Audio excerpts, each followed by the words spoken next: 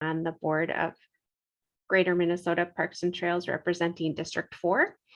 And before we go around to do all introductions, I want to give a plug for our summer membership meeting and trail experience. That is happening next week on the Lake Wobegon Trail. It's going to be a great day, our first opportunity to actually gather members face-to-face since COVID.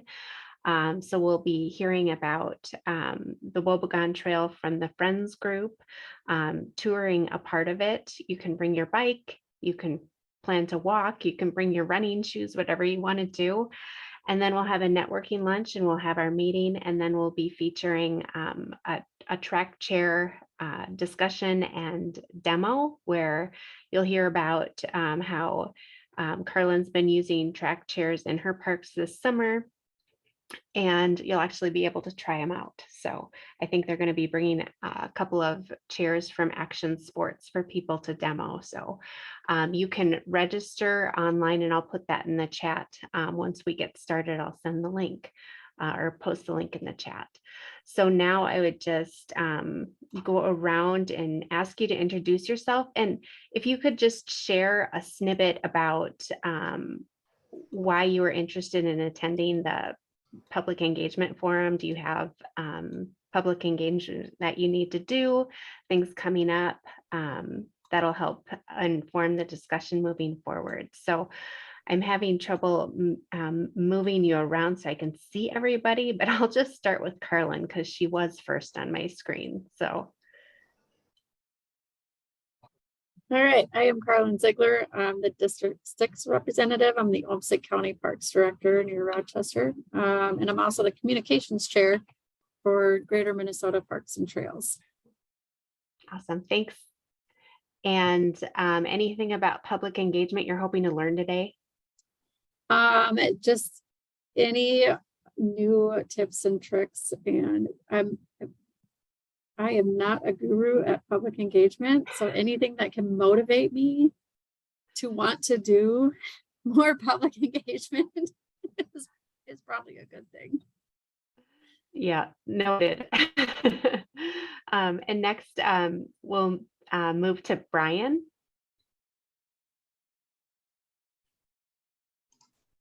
There we go. Unmuted. Hi, everyone. I'm Brian Hardis. I'm a landscape architect with HKGI. Carlyn had asked us to be a part of this forum today, so we're happy to assist any way we can. So it's nice to see some faces and talk a little bit more about engagement. And I think some of the information we have today is maybe more project-based. We can talk a little bit about some of the different ideas, tips, and tools that we use. But for us as a firm, it's really important for us to gather that community feedback because it really shapes the ideas, gains buy-in, and gets people really motivated for the implementation phase of the project. And I think that's a key part of what the community engagement brings, and kind of a hallmark of what our firm does for all park planning projects. So we're excited to have be a part of the conversation today and talk with you all about all of our tips and tricks that we have for it. So thank you. Awesome, thanks, Brian. Next, we'll go to Jo. Thank you. I'm Jo Knutson. I'm with the Greater Minnesota Regional Parks and Trails Commission, based out of Bemidji. I was actually looking at your wheelchair there, Gina. Just literally walked in the door from checking out the new tracked wheelchair program at Lake Bemidji State Park down the street from me here. It's going fantastic well, a lot of fun. But as far as this program here today, of course, the Greater Minnesota Regional Parks and Trails Commission is a big supporter of good public engagement. So we're excited to see and support conversations like this. I've also got a few public engagement processes of my own going on for other projects right now. So always keeping an ear to the ground is important. See what best practices are. So thank you. Thanks, Jo. Next, we'll go to Scott. Gina, just so you're aware, you're showing your oh, thanks. My email. Sorry. Thank you. I'm trying to multitask. It's never a good idea. Hi, I'm Scott Repke with the Cannon Valley Trail, and I don't have anything specific I'm looking to get out of this online session. So I'm just kind of listening. So just to see what kind of community engagement others are doing. Great. Well, thanks for joining us, Scott. We'll move to Patrick. Hi, I'm Patrick Hollister with Partnership for Health. We are the combined public health departments of Becker, Clay, Ottertail, and Wilkin counties. And I'm involved with the development of Wanigan Park in Frazee. And Joe came out and visited us. And my understanding is that we have become officially recognized, which we're elated about. And so public engagement, of course, will be an important piece moving forward. So I'm just here to learn whatever I can. Thank you. Awesome. We're glad you're here, Patrick. Mary Jo. Oh, there we go. Technologically challenged right now.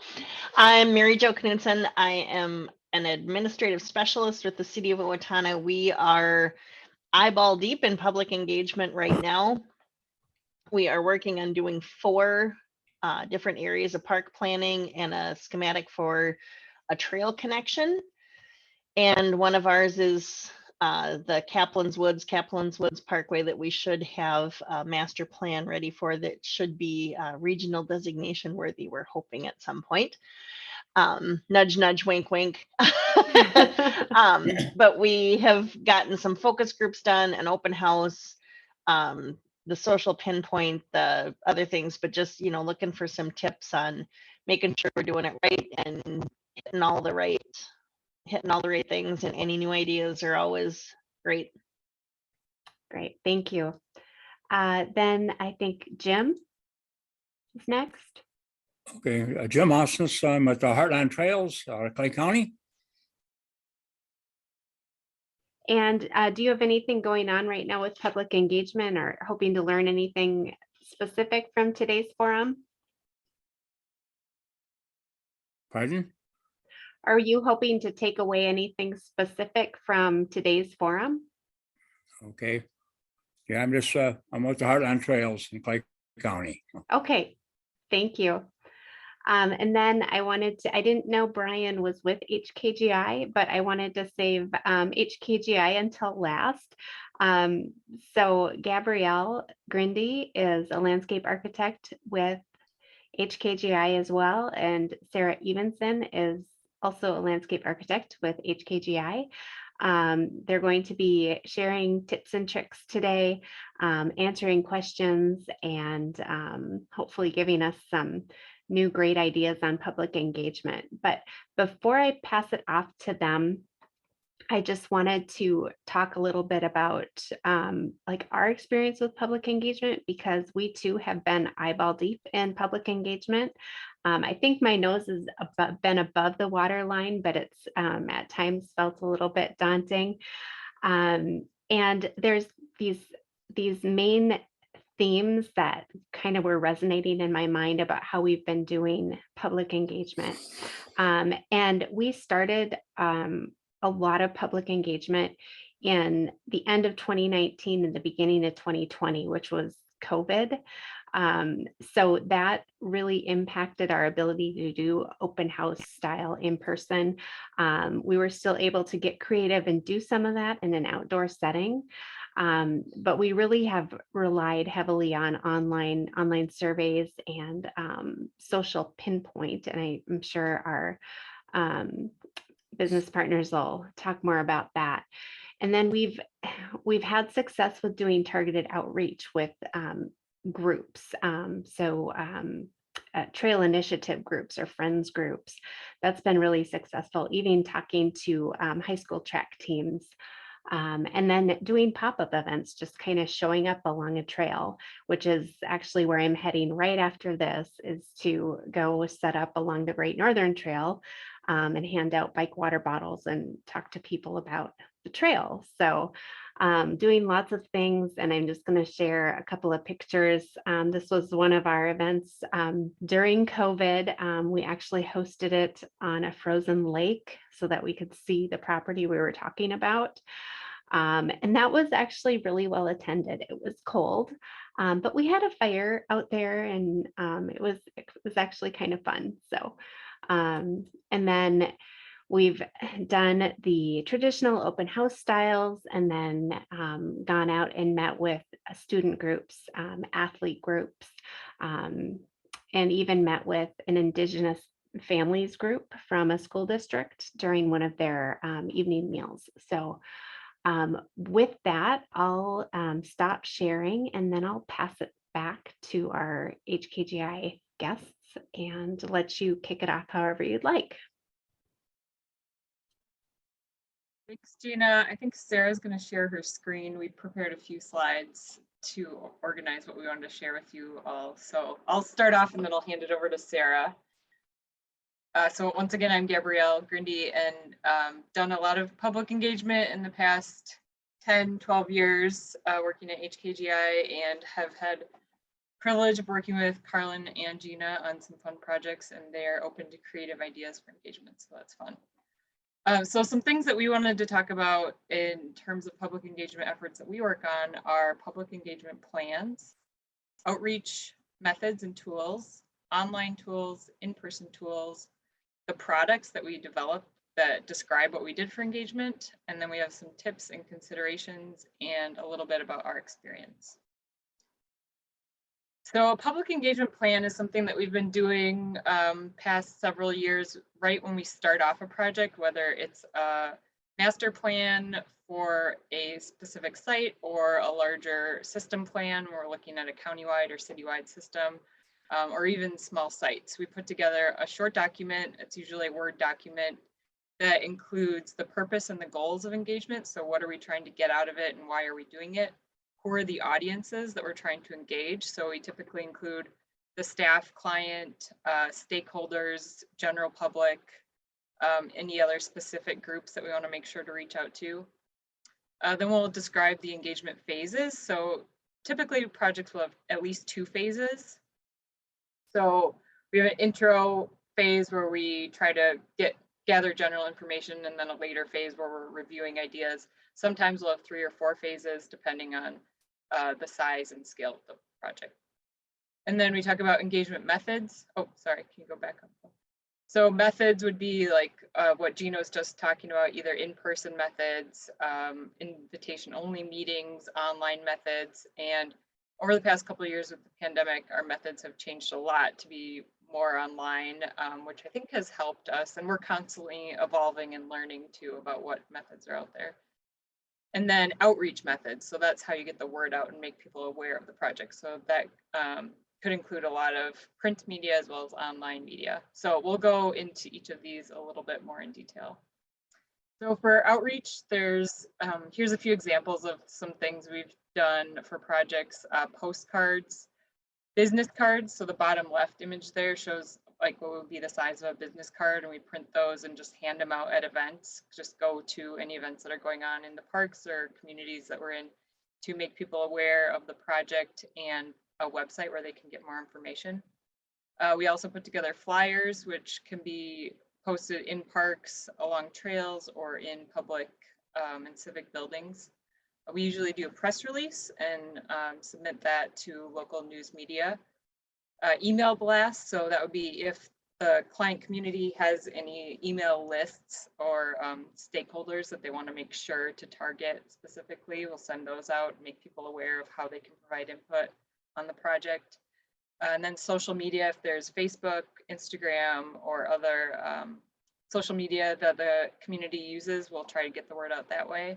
And then project branding. So you can see in these images here, this was a project for Wright County where we developed a look and a style, and in the top left there's a logo that we developed for the project. So then Wright County can continue to use this logo as they're developing the trail and signage and other media for the project. Okay, and then Sarah, I think we'll talk about online tools.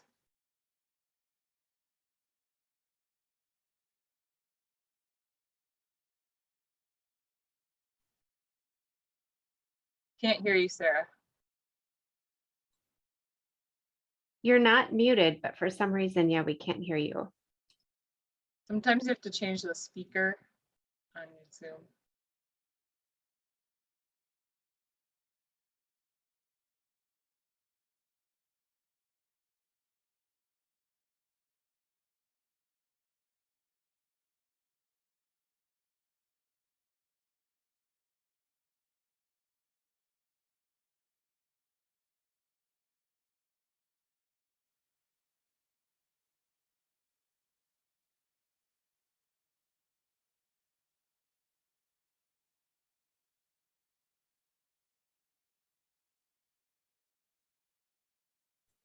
I did put the link for signing up for the annual meeting in the chat. I just want to draw your attention to that as long as we had a few seconds.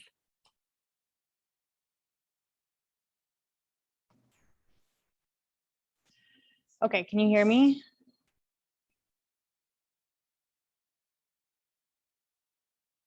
I don't know. It says my device is working properly. Yeah, we can hear you now. We can hear you.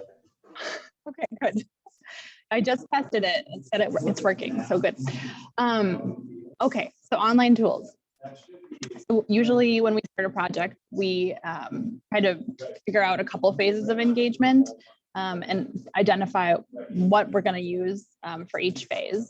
And in a lot of cases, we'll use a combination of things like story maps and social pinpoint and surveys through SurveyMonkey or Survey 123.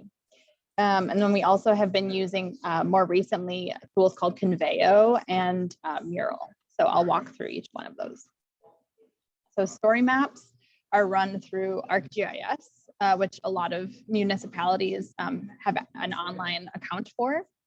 And these can be really great for storytelling or portraying a wide variety of information, because not only can you do mapping through story maps, but you can also have a lot of informational text. You can embed videos there where you're explaining a little bit about the project, or even like how to use a story map and what to expect as people are working their way through the website. And then you can pair all that information with really nice images in a couple different formats. And we've even used it to showcase concepts and then include surveys about stuff. So it's kind of a one-stop shop, and you can customize the content that's available. I have a story map up that I will share as well. Can you guys see this? Eckerd Blufflands Park. So this was a story map we did for what is to be a regional park in Wisconsin. It's really nice and navigable. You can use the tabs along the top to different areas of the plan. So we initially developed these first few tabs to inform people about the site because this was a new park, and give them a sense of what's there, because they, for the most part, most people hadn't been here. And then later in the process, when we had developed some concepts, we posted those. And so people could spend some time on the site looking at the different maps that, of the concepts that were proposed, looking at some precedent imagery, and then they were directed to a survey at the end where they could provide feedback. So this was a really great tool for us that we used across the whole project. Social pinpoint is another one that's a lot more commonly used right now. It's a mapping engagement tool. And so oftentimes we will have one up at the beginning of the project, and people can drag little icons down onto the map for areas that they think are working well or not working so well, and provide feedback. And then it's nice because it's open and people can see what other people are commenting on and provide comments or like and dislike those comments as well. And then we also use it for concepts. So when we're at that stage of development, we'll upload a concept and then have people talk about it on the social pinpoint map. Kind of like a digital open house almost. The same way we talk to boards when we're all together in a big room. SurveyMonkey, great for formulating surveys, especially if you don't need a lot of imagery. It gets a little finicky when you're when you're asking people to comment on concepts or that sort of thing. But it's great for the beginning of a project where you might be trying to discern how people are using a park, what they like to do there, and getting some feedback on what they'd like to see more specifically. Conveo is a newer tool that we've been using.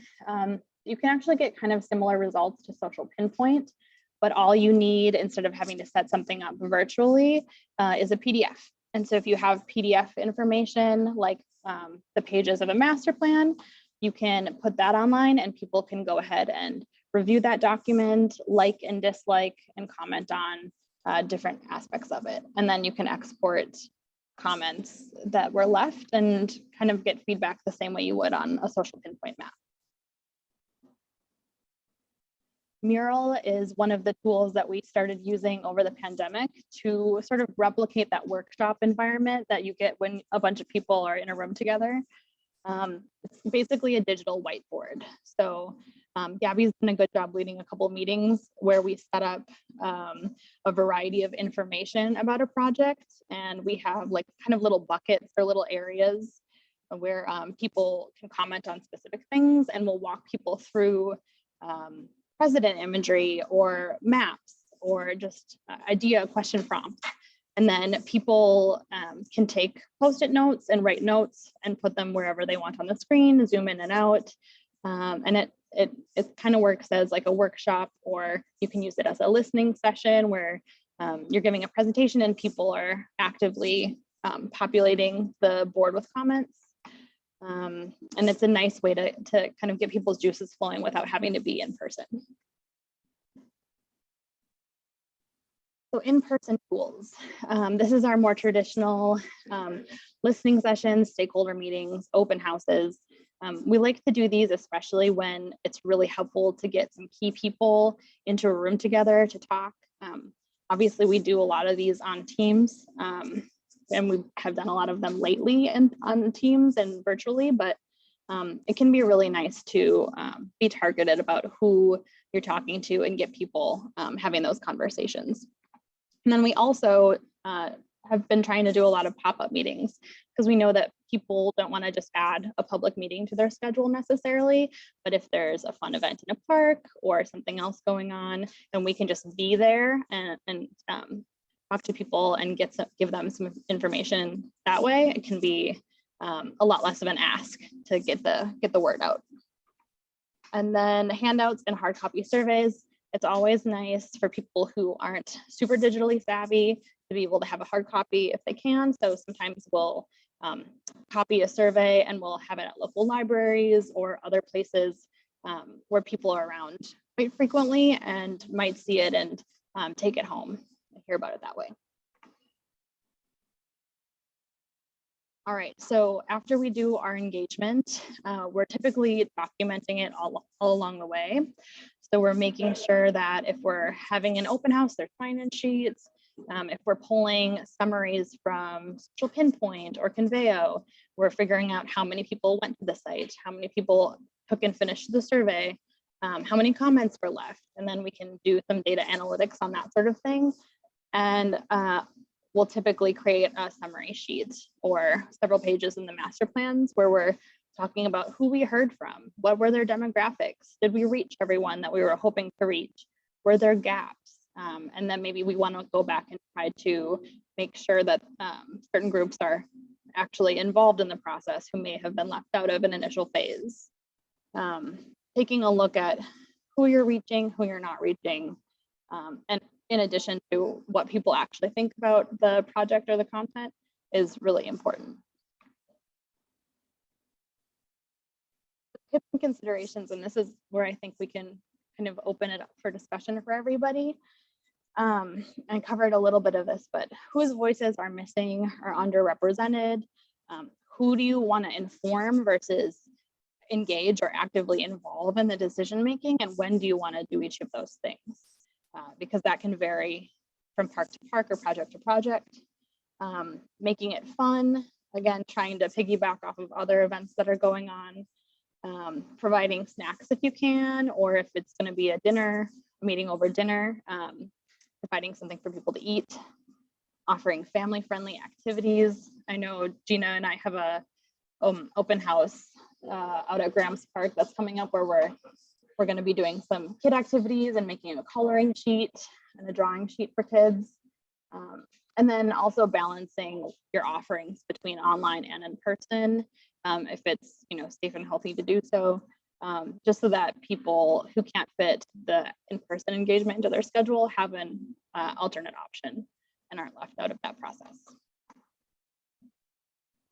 So HKGI, we use community engagement in virtually all of our projects, especially our Greater Minnesota ones, and have put together a variety of plans over the past decade, all over the state, really. And it's some of the work that I know Gabby and I enjoy doing quite a bit. So thank you. Yeah, let's open it up for questions. Thank you so much. Does anybody have questions right out of the gate?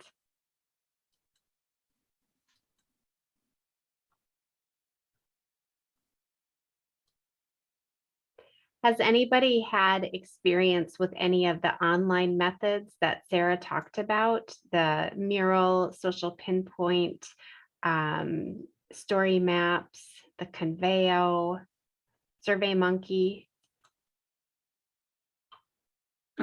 Yeah, if I could, of course, Survey Monkey, everybody's used that for a long time for various things. It's got a good base of use to it, I think. But I've also started using Social Pinpoint lately. It can be a little bit intimidating, I think, for certain users. Are there any ways that you complement what you're trying to do with the map or any survey tools on Social Pinpoint for people who may not be as thumb savvy for being able to scroll through, or just not comfortable participating that way? Can't hear you.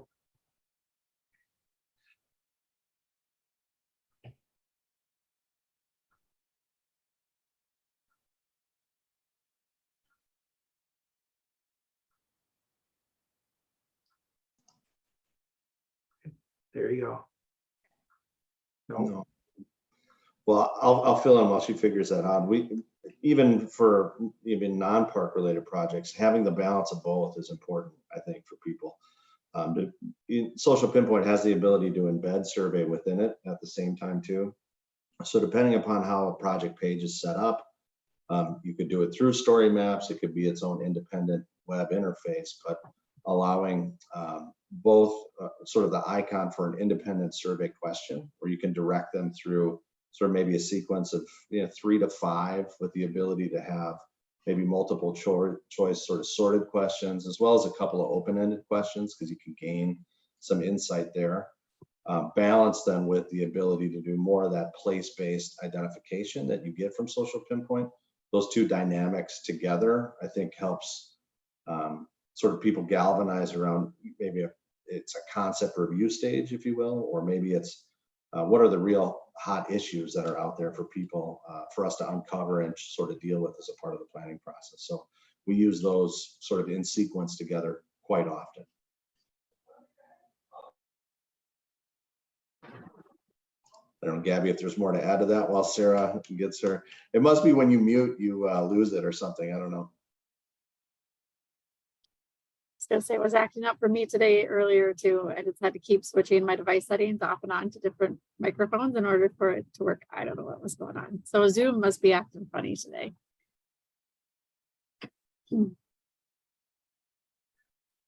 Yeah, I think what Brian said was good. I mean, just having different methods and options for people to provide input. Sometimes we'll print a lot of hard copy surveys and then nobody will use them or return them. And sometimes we won't do it and then people will ask for them. So it's like just being nimble and being able to switch up what we're offering during the project. And I think being really clear on that interface when folks first come to sort of the online piece, being really clear about the two methods, having that at the top of the page, talking about how they can be interacted between the two, but There's a specific channel though for the survey itself. And then there's the whole approach that comes with social pinpoint.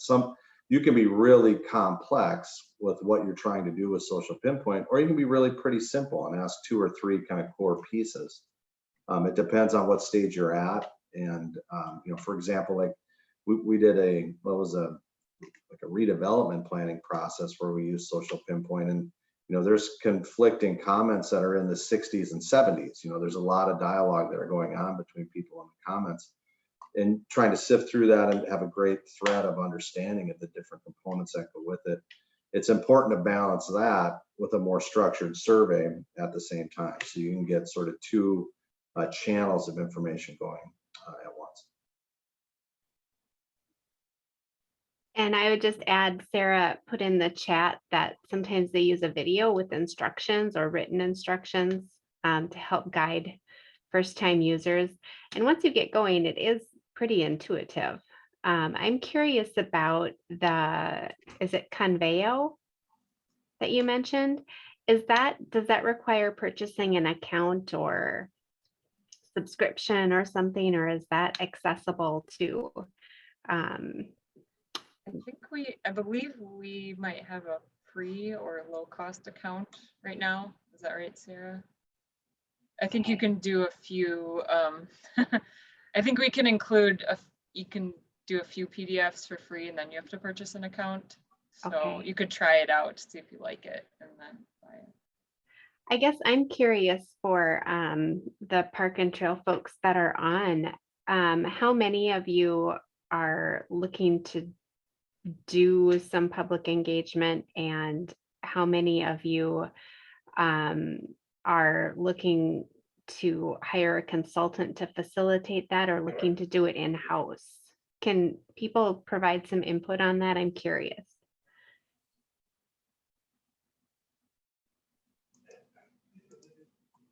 Mary Jo, I know you're doing public engagement. How about you start?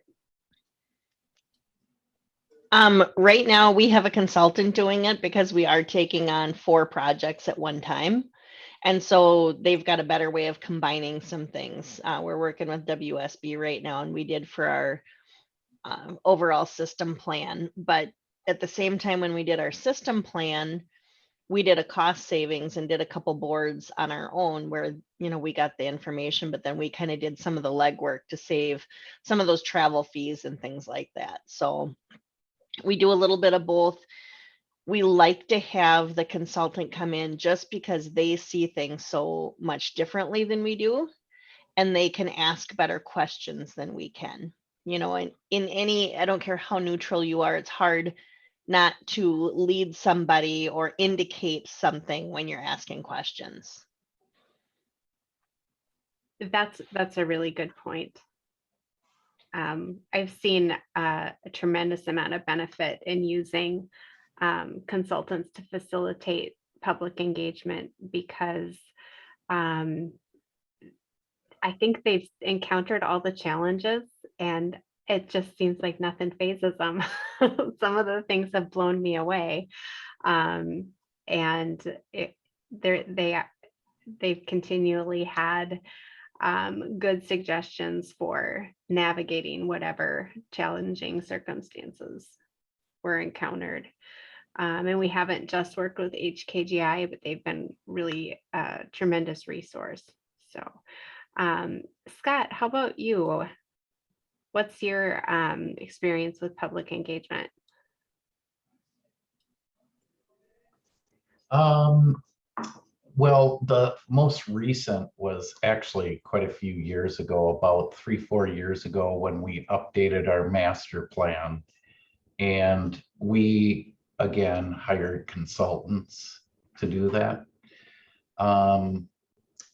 I guess the other ways we do that engagement is we do have a fairly substantial number of emails that we do email blast once in a while, kind of letting them know what's going on with the trail, but then we're also inquiring what they're thinking.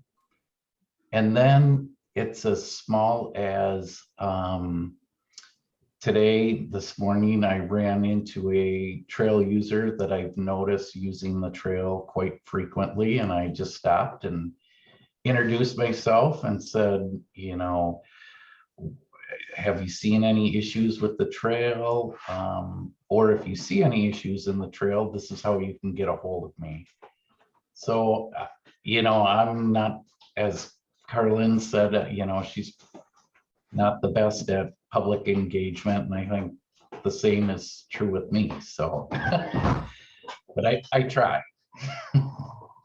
But, the process with the master plan or comprehensive plan, that was really in depth, and I do agree with Mary Jo that it's hard to do this on your own with asking questions, because you don't want to lead them down a road. So yes, consultants, I seem to be the best answer for us. I just want to build on what Scott said, that we try to, as consultants, we try to build, give our clients the tools and help facilitate the engagement, but really it is about the clients making those relationships. So going and talking to someone on the trail is awesome, and it's a great way to get input and spread the word. And so we, when we're working project-based, we try to tell you what we've done before and give you tools and options, but really facilitate the clients to do that engagement and continue it after the project is finished. Well, that's good to hear that I've kind of done a few things right. Yeah, I think it's such a great opportunity to put a face to parks and give it some humanness, and get to know your park users. That's been the most rewarding part to me. So Patrick, do you want to share anything about your experience with public engagement? So I'll answer that on behalf of Partnership for Health, not specifically the Wanigan project, but I would say I would divide it into 3 phases. Pre-pandemic, we did our public engagement almost entirely the old-fashioned way. In other words, in-person meetings in a church basement or a high school auditorium or something like that. And of course, there are self-selection biases with that. There are certain people that tend to attend those and certain people that don't tend to attend those. During the pandemic, our public engagement consisted entirely of Zoom meetings, which once again have their own set of self-selection biases. There are certain people that tend to join Zoom meetings and certain people that tend not to. It seems like, and I know the pandemic isn't over, and BA5 is probably going to come haunt us in Minnesota here pretty soon, but I'll call this post-pandemic. In the post-pandemic era, it seems like the public's expectation now, at least in our part of the state, West Central Minnesota, is that when there is some kind of an open house or a public input meeting or something, people now seem to expect to have both means available. So they kind of they expect that we will have both an in-person and an online, and very often simultaneously, or if not simultaneously, at least separately. People seem to expect that now. And so we're trying to live up to that. I think that's very true. We've seen that across the board for all project types for us, and pairing and being explicit about the phase of that engagement and what its intent is, and providing an identified window for the, let's say, the in-person meeting, and then maybe a broader window that either chases that or has overlapped that's online, so that then, so when we get to the next round where maybe we're showing concept ideas, we have the combined story from both the online engagement and the in-person engagement summarized to talk about what drove those design intent and those design ideas. And then that continues on its way to when we get to the recommended master plan, the preferred direction. And then even more so, it helps validate as you get through the approvals process then with boards and commissions and sort of the electeds about, okay, I understand why some of these decisions were made. I know now why the prioritization is the way that it is. And yes, it may have budget implications for us. Yes, it may have staffing implications for us, but that story is so integral and important to making sure that the next round, the next phase of implementation for that park happens. So that's why for us, it's so critical to bookmark or sort of benchmark all those pieces, establish that phase of work and that story really behind engagement for it to really kind of gain traction. Yep. Good. Sorry. Jim, do you have any experience with public engagement? What's been your experience? Okay, right now, Heartland Trails, we're working on actually a bonding issue that hopefully we can get from Holly to Buffalo State Park. And already now in Becker County, we did go from Detroit Lakes to Frazee with a bridge over the road for people to walk by. So, and what in the past, like our master plan, we had meetings in Holly, Dilworth, and Moorhead. So we're working on that, but hopefully we can get that bonding money this year so we can finish part of that, and that'll be a great asset. Yeah, that's wonderful. Have you been doing legislative outreach as part of that bonding? So that's all I got, and Okay. hopefully money will be available soon. So we would like to go from Moorhead now to Buffalo State Park too, but that's got in the near future. Thank you. Awesome. Thanks for sharing, Jim. Are there any questions that have come up since we started talking about experiences?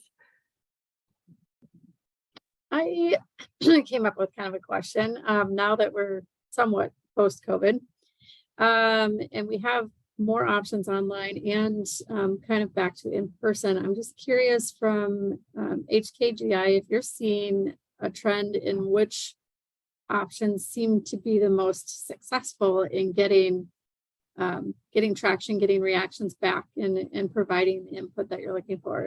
Is online kind of becoming a more successful tool as far as the percentage of people you're reaching and getting answers back from, or is still in person the best?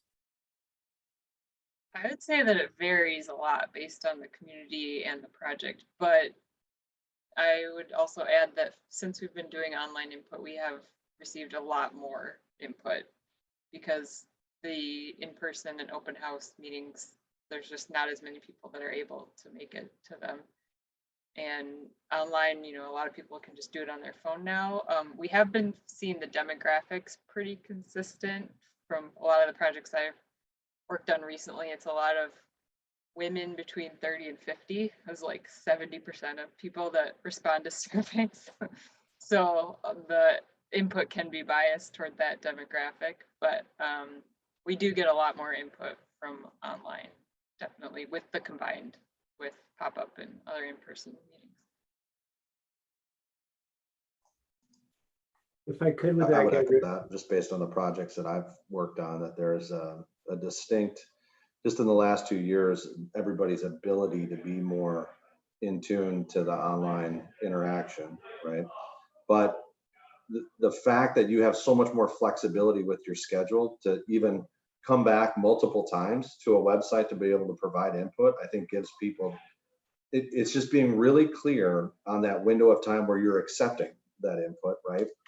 It allows them to kind of dictate their schedule if they're savvy enough. Now, to Patrick's point, we still need to balance that with those that are maybe more of the church basement type that we need to be able to gain that input with. But like Gabby said, it really depends on the community and the questions that are being asked and the type of project that it's really about. So it all kind of starts with that community engagement plan. If there are kind of key stakeholder groups that are a part of this that help drive more contacts and more connections. And then if we notice that, we're only kind of getting this sort of demographic and this response, who else can we talk to broaden that input and gain more insight for the process?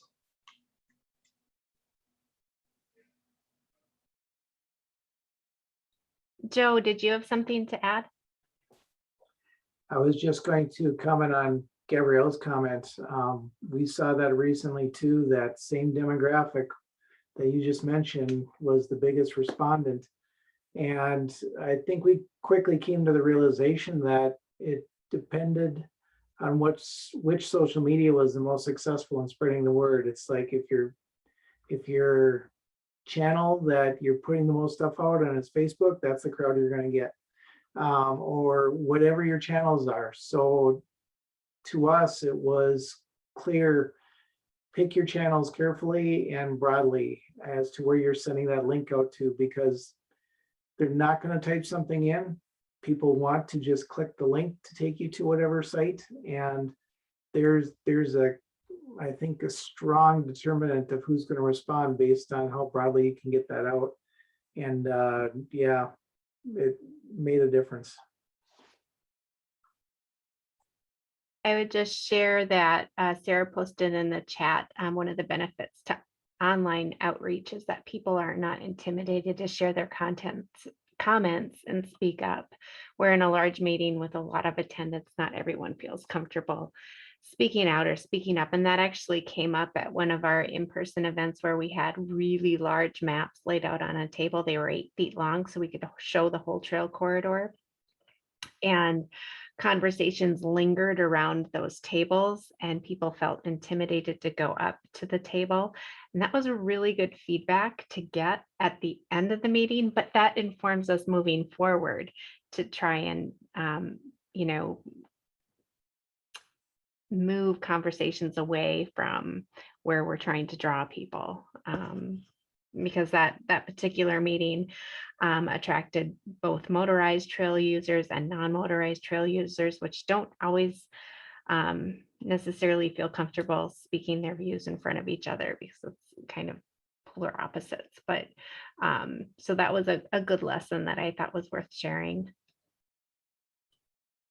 I just have a question, if I could. We've struggled the past several years with getting diverse input, and it's continuously an interest and requirement from clients. And the metro area especially, the Met Council did a study several years ago where they found that people who are maybe categorized as underrepresented or disadvantaged are not interested in providing their opinion because they don't think it matters. And so that's a real struggle to reach out. And so we've found in some of our projects that we really have to work hard to reach out to people multiple times and find representatives to ask those questions. And then even when we do get a hold of people, they may not be interested in providing input because they don't have time to go use recreational facilities. So there's all different kinds of reasons why we can't get the input, but I'm curious if anyone has had success in getting a lot of diverse input. One strategy that I used was an example I gave with getting on the agenda for an Indigenous families meeting for a school district. They appreciated learning about what I do and what our project was. And then we actually had a great deal of fun having the kids carry around the boards and having everyone else place the dots on the boards. And we just engaged everybody. And of course, because it was about a trail, I brought trail mix. So there was that. But I wish there were more opportunities to do that kind of thing. It takes a lot of extra energy to make the connection and get the invitation, develop the relationship, but it's worthwhile, that and connecting with a student athlete group, because today's youth are oftentimes not included in our public engagement efforts. So to make the effort to go to them, I met them at a practice, you know. So those are a couple of examples of how I've done it, but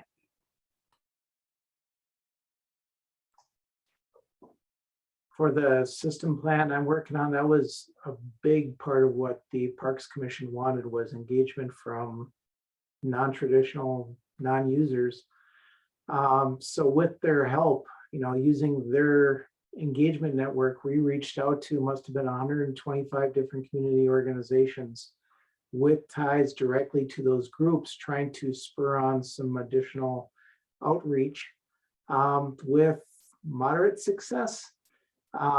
Even at that point, a lot of those staff or leaders in those groups didn't do a lot of help spreading the word. The ones that did were great, but it did build a lot of relationships that are going to pay for the next round, whether it be additional surveys or inviting people to be in focus groups of various types.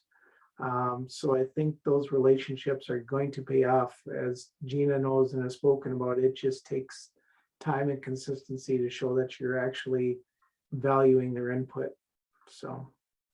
And another challenge that I know a lot of us that are on today experience is that we live in largely homogeneous demographic areas in greater Minnesota. And that's changing, but to try and reach the groups that are characterized as marginalized is difficult. So, because they're small and yeah, I don't know what else to say. It's a challenge. Any other questions or last minute thoughts? We're nearing the end of our time and I want to respect everybody's schedule for the day.